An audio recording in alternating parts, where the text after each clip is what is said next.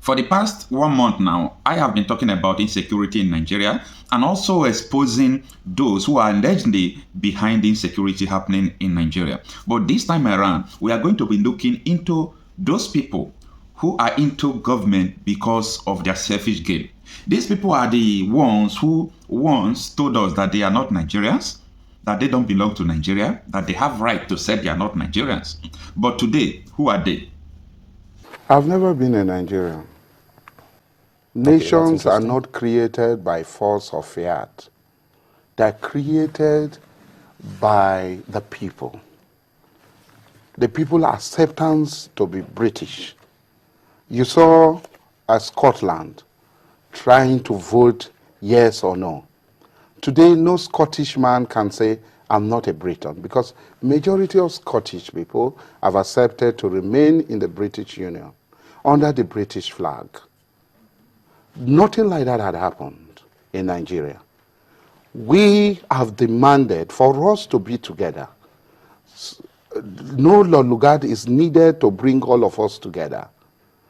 What is needed is for us to sit down in a sovereign national conference. So why not advocate for that instead of moving away completely? We have been demanding for 30 years. I've been regular and I've been demanding for a sovereign national conference. People had opportunity to talk, but it was not sovereign. It had no power. It only have persuasive, advisory. No, what we want is an holistic national conference, a conference that the people will have the power to say, we don't want to be Nigerian. This is how we want Nigeria to be. We don't want a situation where somebody will arrogate to himself the power to decide the fate of other people. We want a Nigerian that recognizes that there are different nations, no matter how small they are, and they are accorded the same space in Nigeria. You seem very passionate about Nigeria, and I find that very contradictory with you saying that you're not Nigerian. How do you balance that out, being so passionate and wanting all of these good things about this country? No, if they say if you cannot beat them, you join them. How about not every one of us will join them? Look, what we're saying is about justice. It's about my identity as an Ijaw man.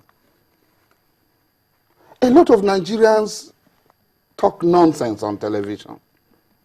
A Nigerian come on television and says, do not talk about ethnicity. So if I am no longer an Ijaw man, who do I become? I become a nobody. Don't talk about religion, politics. Ancestrally, I have Igbo blood flowing in my vein because my ancestors, one of my ancestors came from Abom in Abam. And today, I sit on that stool established by him as Alabo Diabal of the Kingdom of Calabar.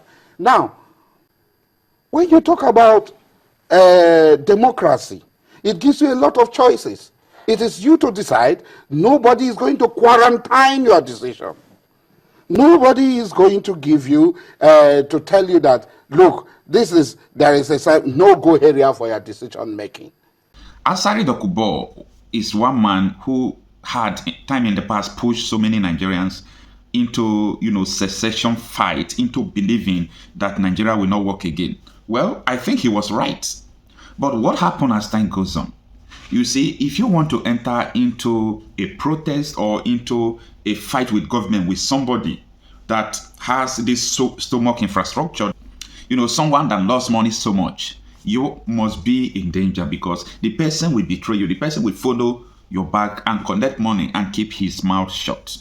Asari Dokubo was one person who believed that if Nigerians should come together to talk about how they are going to be existing, that is going to help even in the security architecture and everything. But a time comes, everything about him changed after Muhammadu Buhari assumed office. He was bribed. Yes, he was bribed. He was giving, there is an allegation that he was giving 2 billion naira and he sold his conscience. It's an allegation. Nobody proved that in the court of law. So this is the situation we see ourselves in Nigeria. And that is why I do tell people that if you see anybody talking about secession or talking about how Nigeria could become better, study the person with time. It is only time we reveal those who have the interests of the people at heart. It is only time that we reveal those who really want Nigeria to become better. somebody like Bola Ahmed Tinubu, in the year 2002, he openly told Nigerians that he don't believe in one Nigeria. So somebody who don't believe in one Nigeria today now, people call him the president. So somebody who doesn't believe in one Nigeria is now the president of Nigeria. How do you people want this geographical area called Nigeria to progress? Someone who once said he doesn't believe in Nigeria is now the president. Nigeria forget history so soon. That is why so many things that are not good are happening to us. Things that are not supposed to happen to us are happening to us because we forget history so soon. Tinubu said that he don't believe in one Nigeria. And today, he is the president. If it is in the developed country that study and deal with people's history, somebody that Tinubu shouldn't near any political office. So, this is what we are saying, that Nigeria cannot progress through propaganda. All this issue of secession that we're all talking about, we have forgotten that we're only worried about people who are seceding at level of ethnic, organizations.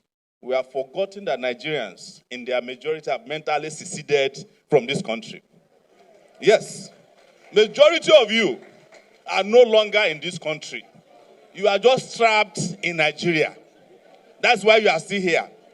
If an aeroplane were to be sent to Nigeria today and say, anybody who wants to leave should leave, nobody will be left, including lawyers in this room. Yes. I can guarantee you that even Senator Shehu Sani might consider leaving. Do you know why? In 2019, and this is very important, you all know I was arrested and tried for treason too. And my lawyer, Femi Falana, was here. So when I was released, Femi Falana said, look, Shore, I have been lawyers with a lot of people. Gani, Fela, please, I'll quickly finish. After you've been granted this bail, don't talk, just let us handle this matter till you rejoin your family in the US. And when I got out, I found out that Shehu Sani was also arrested and detained. So I went to the EFCC to go and visit him. And it was my visitation that scared them and got him released. Why did I say this? Is that in speaking about where we are, you are not talking about the fact that those people who hijack power are still tormenting you. As I'm talking to you, the military was kinder to me when they were in power than the civilian regime. I was kidnapped from a high court in Abuja in front of a judge. The judge ran away, half wig was in the air. The personal bodyguard of the judge was running and the judge was saying, wait for me. At the Federal High Court, only a few lawyers could even wait. I'm saying Nigeria has degenerated over these years. But one last thing I will say, and this is very important, it is our impunity that led us to where we are in the country. And I will say, lawyers, you have contributed to that as well. But that's a conversation for another symposium in the future. We cannot talk about resolving our problems in Nigeria without talking about the impunity that put people like Nnamdi Kanu in jail perpetually. Because why? Like everybody else, he was tired of Nigeria. There's nobody who is not tired of this Nigeria. Yes. But except probably me, because I'm the only person who traveled abroad, carry myself back to come and be detained in Nigeria for 4 years now. Maybe I'm the only one. But I'm sure a lot of people are tired. Without resolving the issue of justice, natural justice, you can never have peace and progress in this country. And most importantly, we might make progress with reforms, but we can never have liberation without a revolution. Thank you very much. Thank you very much. Comrade Omayele Sowore, thank you very much.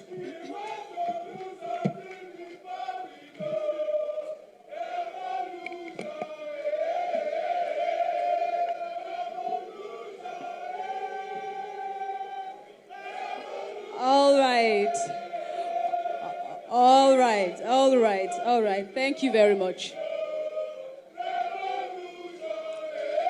Thank you very much.